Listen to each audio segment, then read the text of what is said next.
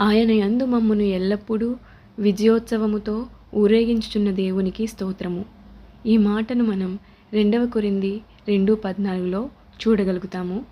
ఓటమిలాగా కనిపించిన పరిస్థితుల్లో దేవుడు ఘన విజయాలను ఇస్తారు. చాలాసార్లు శత్రువు కొంతకాలం జయిస్తాడు, దేవుడు చూస్తూ ఊరుకుంటారు. కానీ మధ్యలో కలిగించుకుని శత్రువు ప్రయత్నాలను పాడుచేసి అతనికి అందుబాటులో ఉన్న విజయాన్ని లాగేసుకుంటారు.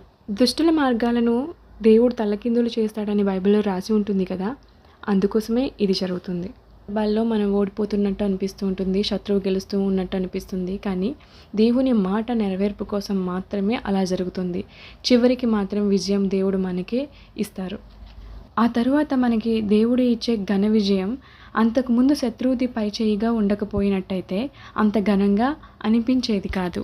3 యోధా యువకుల్ని మండుతున్న అగ్ని గుండంలో పడవేసిన విషయం మనకు తెలిసిందే కదా. ఇక్కడ శత్రువు గెలిచినట్టే ముందు అనిపించింది.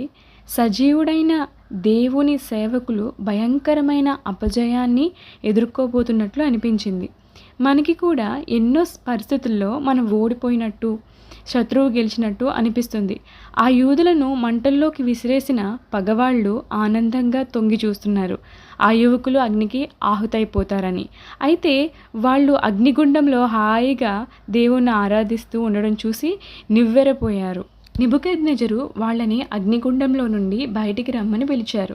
వాళ్ళ తల వెంట్రుకలైనా కాలలేదు, వాళ్ళ బట్టలకి అగ్నివాసన అయినా అంటలేదు. ఎందుకంటే ఈ విధమైన ఆశ్చర్యకరమైన రక్షణనిచ్చే దేవుడు మరెవరూ లేరు కాబట్టి. అపజయంగా అనిపించింది ఉన్నట్టుండి ఘన విజయంగా మారిపోయింది.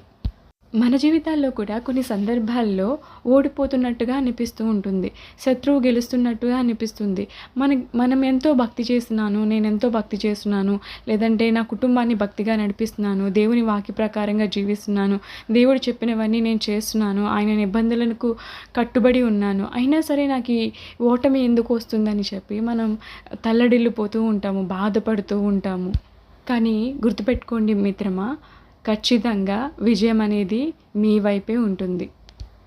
మీ జీవితంలో ప్రస్తుతం ఏదైతే అపజయంగా అనిపిస్తుందో, ఏదైతే ఓటమిగా అనిపిస్తుందో, ఏదైతే భయంగా కనిపిస్తుందో, దేవుడు ఉన్నట్టుండి దాన్ని ఘన విజయంగా మారుస్తారు. ఆయన చేసే అద్భుత కార్యం కోసం వేచియుండు. ఖచ్చితంగా ఆ అపజయమే ఘన విజయంగా దేవుడు నీ జీవితంలో చేయబోతున్నారు. యువకులు ఒకవేళ విశ్వాసాన్ని, ధైర్యాన్ని కోల్పోయి దేవుడు మమ్మల్ని ఎందుకు అగ్నిగుండం పాలు చేయబోతున్నారు అని గోల పెట్టినట్లయితే వాళ్ళ అగ్నిగుండంలో కాలిపోయి మసైపోయే వాళ్ళేమో. దేవుడికి ఏమీ మహిమ కలిగేది కాదు కదా. ఇప్పుడు నీకేదైనా గొప్ప శోధన ఉన్నప్పుడు దాన్ని నువ్వు పరాజయంగా స్వీకరించొద్దు. విశ్వాసంతో అలాగే సాగిపోతూ ఉండు. నిన్ను విజేతగా నిలబెట్టగల వాని పేరిట విజయాన్ని ఆశించు.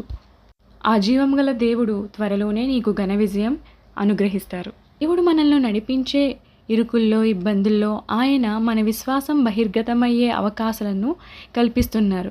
ఆ విశ్వాసం ద్వారా మనం ఆశీర్వాదకరమైన ఫలితాలను పొంది ఆయనను ప్రస్తుతించాలి. దేవుడు ఈ మాటలను దీవించునుగాక. ఆమేన్.